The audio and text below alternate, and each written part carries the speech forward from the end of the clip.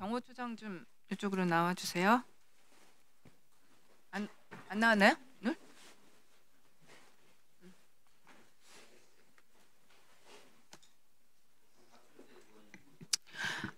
네. 12월 3일 날 삼청동 안가에서 조지호 청장, 김봉식 청장, 윤석열 대통령이랑 만났죠? 네. 그 연락은 본인이 한 것으로 알고 있는데 맞습니까? 예, 제가 했습니다. 대통령이 지시했습니까? 두 사람에게 연락하라고? 네, 그렇습니다. 네. 그러면 그 삼청동 안가 모임에서 조지호 청장이랑 김봉식 청장, 윤석열이랑 셋이 만나는 자리에 같이 그 박정준 경호처장도 그 자리에 저는 있었습니까? 같이 있지 않았습니다. 그러면 그 김용현 국방부 장관이 같이 있었습니다. 그렇게 세 명이 있고 본인은 그러면 밖에서 대기하는 예, 상태였나요? 안내하고서 저는 별채에 가서 대기하고 있었습니다. 별채에 가서 시간은 어느 정도 걸렸던 것 같아요? 그 면담. 한 15분에서 20분 정도 걸린 것 같습니다. 네. 본인은 윤석열 대통령이 계엄을 하려는 걸 언제 알았습니까?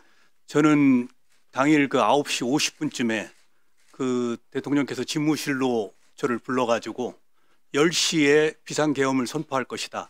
그러니까 지금 국무위원들이 들어오고 있는데 출입 절차를 좀 챙겨봐라. 그리고 경호도 좀 신경 써야 할 것이다. 이렇게 말씀을 하셔서 그때 인지하게 됐습니다. 그러면 그 전에 지금 안가 모임, 조지호, 김봉식 그 안가 모임 때는 왜 대통령이 부르는지 몰랐어요? 예, 전혀 몰랐습니다. 처음에는 저는 대통령께서 그 저하고 이렇게 차담을 하는 걸로 생각을 했었습니다. 그런데 안내에서 들어가 보니까 거기에 김용현 국방부 장관이 앉아 계셨고 저는 나가라고 그래가지고 조금 의아하게 생각을 했었습니다. 그러면 지금 김용현 국방부 장관한테는 본인이 연락한 게 아닌데 미리 그 자리에 와 있던가요? 예, 그렇습니다. 그 이후에 지금 본인도 나가라고 하고 지금 본인도 경찰 출신이잖아요. 예, 조지호 청장은 김봉식 청장 갔는데 향후에 뭐 때문에 대통령이 불렀는지 뭐 확인해 보거나 그러지 않았습니까? 통상적으로 그것은 비공식 모임이기 때문에 저는 경호하는 사람이 그 비공식 모임에 대해서 이렇게 탐문을 하거나 그 후에 제가 아는 사람을 대통령께서 만났다고 그래가지고 그것에 연락하고 이런 것은 금기시되어 있습니다. 그 조지호 청장한테도 비아폰 발급됐죠? 네, 그렇습니다. 경호처에서 발급한 거잖아요? 예, 그렇습니다. 언제 발급한 거죠? 경호처에서? 제가 오기 전에 한 거기 때문에 제가 본인이 오기 전에 이미 경호처에서 발급돼 있었어요?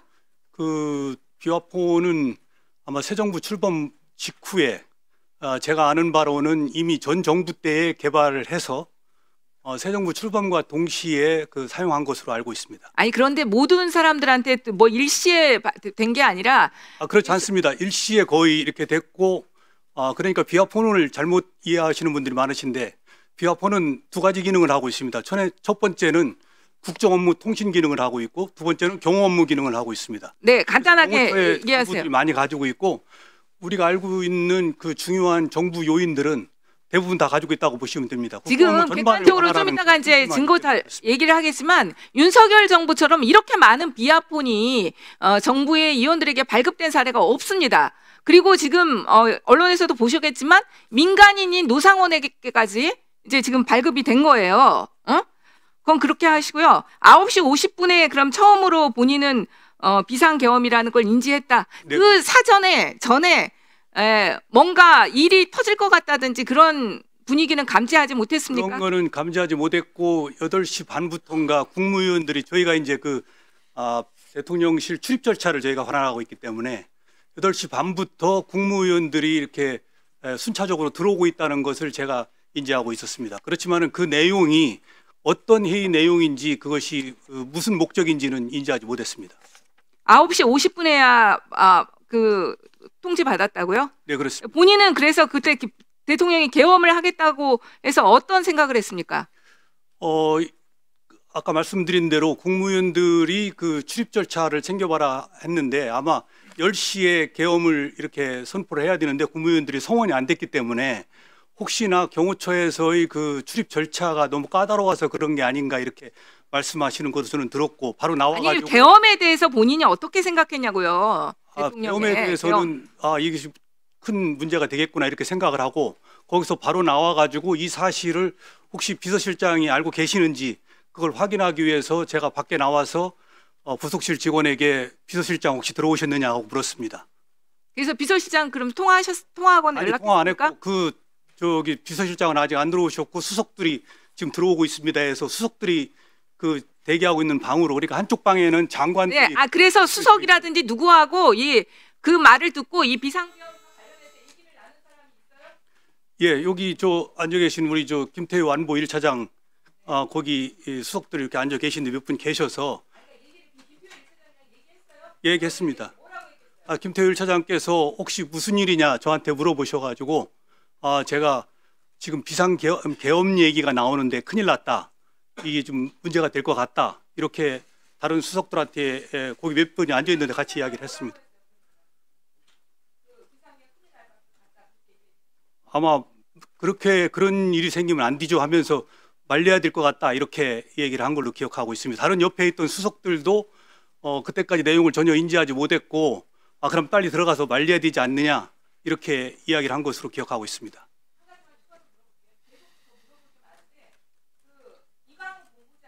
네.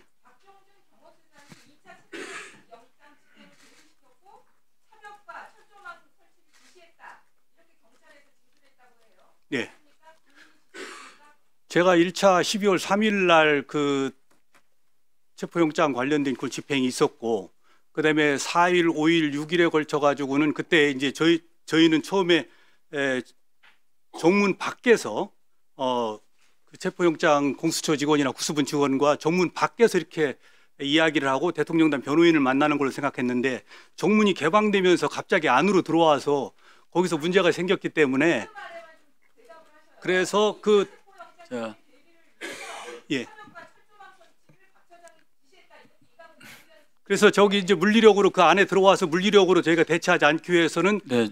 제가 경찰에 있었기 때문에 차벽이 그게 좋겠다 이렇게 이야기를 해서 차벽을 얘기를 했고, 철조망은 부분적으로 이제 돌아다니면서 혹시 이제 그 전체적으로 관저 부분이 오래됐기 때문에 시위대도 있고 그렇기 때문에 밖에 여러 가지 관점에서 이렇게 철조망이 낡아가지고 부서진 부분들은 좀 보완하는 게 좋겠다 이렇게 이야기를 했습니다. 자, 보충 질의 좀 해주십시오. 네, 그렇습니다. 네, 강선영 의원님